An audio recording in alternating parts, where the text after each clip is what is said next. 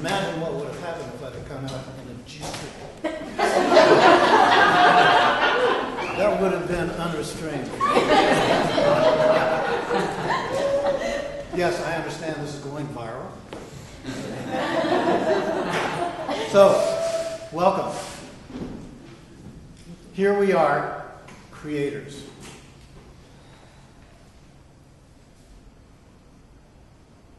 Even in the one-size-fits-all religions, we have been described as created in the image and likeness of the Supreme Creator. Even by some as a recognition of the Creator itself manifesting as it perceives itself. And look at what we're creating. We are all together creating this reality in which we live. Now, you might say that some are ready for it, some are totally unprepared. But that doesn't matter, because we're still creators. And whether we do it consciously, unconsciously, subconsciously, without any consciousness, we are still creating. As far as belief systems, oh my Lord, there's an untold variety of belief systems on the planet. And if you notice that every one of them is honored, because it is in accordance to how you believe as to what shows up in your life. The gestation period for a human is around 9 months, right? Around 9 months. Some come earlier, some come later. Some say, forget about it, I'm happy where I am. It's nice and warm and cozy here. And they have to be shaken a little bit. But this idea of a gestation period, let's take this into account that it was only about 9 months ago last week that a big event took place insofar as a new beginning for humanity. You might call it a birthing or an awakening, where here we are now reaching the culmination of a period of gestation and about ready to come out into whatever is there. Now, this may sound a little strange to you, but all you have to do is just consider your current awareness, what you are actually able to take in, what you are actually able to process, and that's happening with all the filters you have up and running. It's pretty astounding when you take this into account, that all of us are participating in this great creative experience, and we're doing so with our operating awareness. It's also been said that we are in the process of moving from one-dimensional reality to another. And there's a little insert in between the two. So for a lot of us, we're aware that we're moving out of 3D with its attending resonance, and we're moving toward and entering into 5D, which is a higher rate of vibration. So it's requiring of us to let go of our low, dense feelings, thoughts, beliefs, and choices, and actually start vibrating higher to enter into and be a match for fifth dimensional reality. Any of us who have practiced it know that there's something to it. Because when we choose to live love, trust, peace, harmony, joy, just to name a few of higher frequencies, we get a corresponding result in our lives. But I think a lot of you have noticed too that where we are right now, it seems as if to achieve this good manifestation, so to speak, higher frequency manifestation, takes a while. But for the denser, frequency, man, it happens. Bing, bam, slam, right there in your face. It's showing up in a hurry. Now, some might intuit or interpret that as meaning the universe is against me. But the fact is, it's showing up as contrast to get your attention. So that if you don't want that as your experience, then what you have to do is stop generating that and start generating the higher frequencies, and then be a little patient. I mean, after all, in your own honesty, think about how much time you actually devote to higher frequencies, thoughts, feelings, beliefs, attitudes, and actions, compared to how much time you spend on the other. And you see, what we're doing is we are making a shift here. But we're doing so as awakening creators. Because you see, this is where I come to the place of it's happening. And where's your match? You're going to get your match. It's going to show up. So if you don't like the match you're getting, then you need to start generating what you do want to experience, and then be patient for it to come. Now, there are a number of things that, of course, can help you help yourself in this, and that is to take into account what you have and where you are. You have a body, you need to honor your body. You have a mind, don't disagree, you have a mind, you need to honor your mind. And you also need to take into account that you are a spiritual being.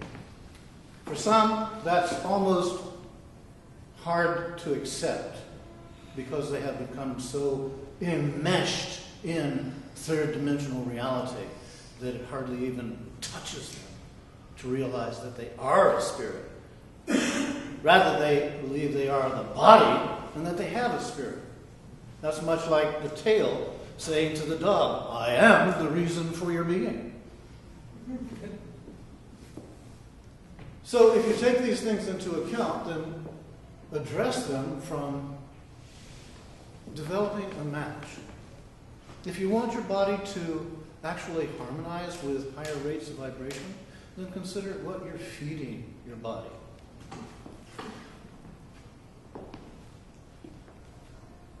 Hot dogs are good, kosher are better. There's always room for improvement, you see. And the reason I'm putting it this way to you is to help you to realize, hey, we don't all have the same belief systems up and running, and yet the universe honors every one of them. We don't have the same spiritual awareness as everyone else, and the universe honors that too. So it isn't like we're searching for one size fits all, but rather we're awakening to the realization it's our choice to make as to where we're actually going to be. Now, some have even seen this dimensional shift that's occurring from third to fifth as already happening, that the timelines have already split. They've gotten their cues and they've already started moving. Well, if that's the case, then where do you want to be? So if you take this into account, then you might want to look and see that Twinkies, while they might be better than nothing, they're probably not going to get you to the same place as if you recognize that that's part of the program to get you to be like a yo-yo. High and low, always distracting you from being centered in yourself. So it's just a matter of taking it into account. And so far as what you want to drink, hey, it's up to you. My suggestion is make sure it's good grade, good quality. Okay? Really, I'm not trying to tell you what to do, I'm just making suggestions for you to take into account. And then also recognize that with mind, you can do much to improve the quality of things that pass through your mind. But you're going to have to take into account that some things help you that can be challenging, such as meditation. Practice meditation 20 minutes a day. and you'll get an idea of what kind of shape your soul is in. Scary stuff. Really scary stuff. But if you give it a whirl, you'll begin to realize that, again, the universe is going to honor you. So if you get really clear about why you're doing this, so far as your intention, and communicating this to the universe, then that's going to set the whole process into motion.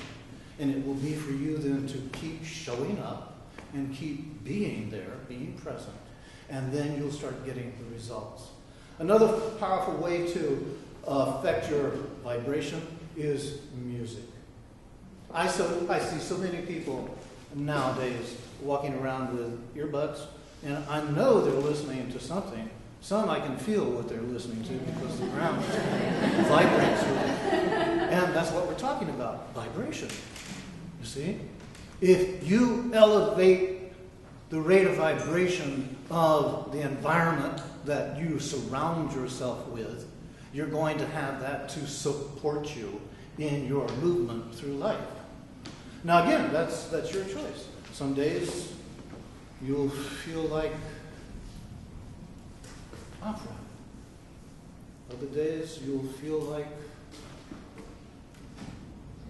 rock and roll. Other days you'll just want to tune in to the inner music because you are in such a 5D state that that's the only thing that really resonates with who you are experiencing at the time. So another way to upgrade this is lucid dreaming. A lot of you are having dreams come to you now that are just off the charts. They're so real, they're so vivid, they're so action-packed that there's a part of you who wakes up and you're hyperventilating, you're sweating, and you're saying, my God, what was that? Well, again, let's use intention here. Get very clear before you go to bed what you want your lucid dreams to be, and program your subconscious so that it will be ready to be receptive to that. And with practice, you'll start developing a relationship with your inner sleep life that will help support you in your ascension from third dimensional resonance to fifth dimensional resonance. So you take this into account and you see there are lots of things that are available to us that can help us help ourselves. I notice a lot of you here are wearing crystals and you're wearing stones that all reveal on some level that you recognize the value of high vibrational energies that have actually already formed in the earth because she's a pretty high vibrational being herself. So this can help you, but you have to also realize that with crystals and some of the stones, they're there to do what they can do, and that's it. So you look and you see that they absorb, they amplify, and they project energy. Any kind of energy. So you need to be really clear on what you want to be absorbed, what you want to be amplified, and what you want to be projected. So this is something to keep in mind. To finish this up, let's consider that with all of the marvelous things that humanity has created, we've done so using about 10% of our brain capacity. That means that there's a whole big continent yet to be discovered. Can you begin to get a feel for where we're going in our awakening as creators, in what we discover in ourselves, and then bring forth to benefit all? In other words, to the betterment and well-being of everyone, as we, in the process, increase our capacities of self-discovery and expression. Thank you.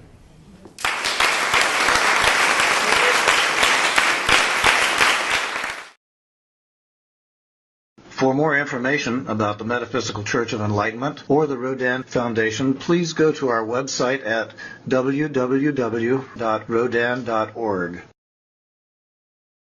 If you have been inspired by the revelations shared in these podcasts, please donate to the Rodin Foundation's ongoing efforts to help others help themselves at www.rodin.org/donate.